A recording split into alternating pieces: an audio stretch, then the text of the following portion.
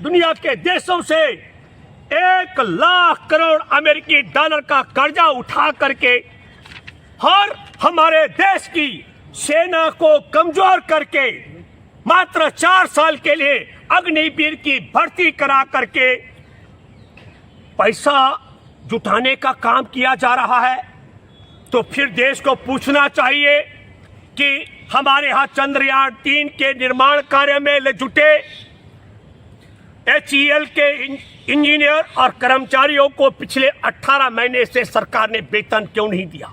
तो इसका साफ जवाब है कि भारत के सरकारी संस्थानों को बिकवाने के बाद, दुनिया से 100 लाख करोड़ का कर्जा उठाने के बाद, सेना को कमजोर करके 4 साल के नाम पर अग्निवीर भर्ती कराने का और निजी कंपनियों के हवाले देश के सरकारी संस्थानों को बिकवाने का काम करने के बाद आज स्थिति क्या है?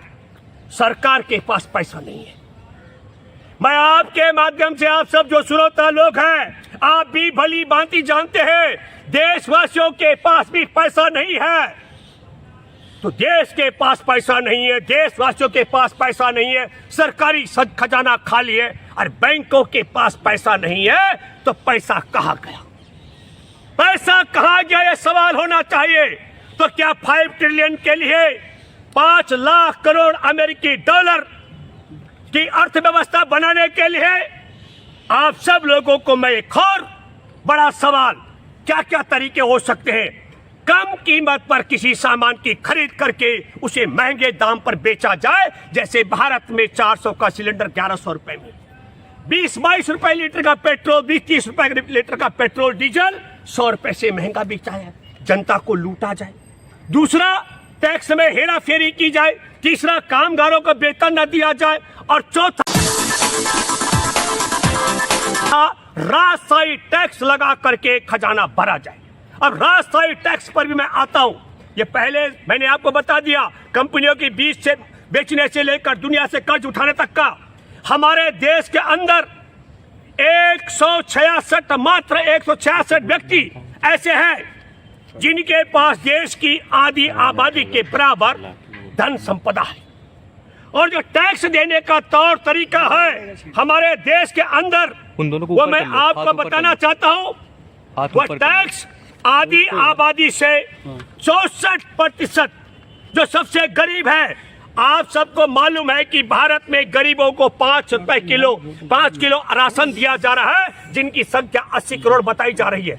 और 80 करोड़ से कम से 70 करोड़ लोगों से 64% टोटल GST वसूल करके 5 ट्रिलियन 5 लाख करोड़ अमेरिकी डॉलर का खजाना खड़ा करना चाहती है नरेंद्र मोदी की सरकार। और जो मध्यम वर्ग के लोग हैं 40%, उनसे 33% का कुल GST में 97% का योगदान।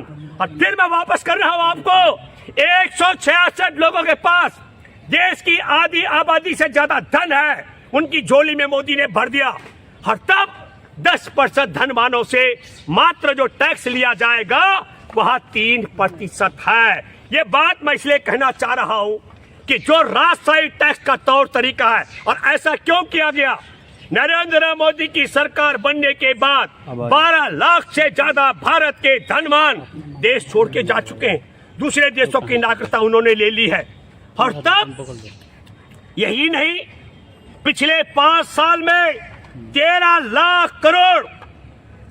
लाख करोड़ रुपए का कर्ज माफ किया गया है बड़ी कंपनियों पर। तो क्या देश की 5 ट्रिलियन की व्यवस्था के लिए 13 लाख करोड़ धनवानों का जो कर्ज है उन पर 13 लाख करोड़ का कर्ज माफ कर दिया जाए? गरीब से गरीब, सबसे गरीब लोगों से देश में GST का 64% वसूला जाए, मध्यम वर्ग से 33% वसूला जाए, और धनवानों पर मात्र 3% का टैक्स लगा करके ये 5 ट्रिलियन की व्यवस्था को कायम करने के लिए, या दुश्मन देश चीन, उसके पार्टनर साझेदार अदानी के हाथों बंदरगाह, एयरपोर्ट, रेलवे लाइन, हथियार बनाने की कंपनियां, इन्हें बेचकर 63 अरब अमेरिकी डॉलर का जो योगदान है अदानी के पास चीनी दुश्मन देश के नागरिक का है। तो क्या हमारे देश के सामरिक दृष्टि से हवाई एयरपोर्ट हर बंदरगाह से लेकर हथियार बनाने की कंपनियां दुश्मन देश को बेच करके क्या 5 ट्रिलियन 5 ट्रिलियन का अर्थव्यवस्था को कायम करने के लिए ये सब तरीका अख्तियार किया जा रहा है। मैं एक और बड़ा उदाहरण, अभी जो कैग की रिपोर्ट आई है उस पर भी आपका ध्यान दिलाना चाहता हूं। तो कैग की रिपोर्ट भी बहुत पहले तो हमारे को देखना पड़ेगा। कैग की रिपोर्ट में जिस तरीके से सड़क परिवहन मंत्री नितिन गडकरी पर एक बड़ा आरोप लगा कि मात्र 18 करोड़ समथिंग की जो सड़क बनने वाली थी उस पर कई गुना ज्यादा पैसा 251 करोड़ रुपए प्रति किलोमीटर के हिसाब से खर्च किया गया। ये सोचना पड़ेगा कि नितिन गडकरी को ही टारगेट क्यों बनाया गया है। और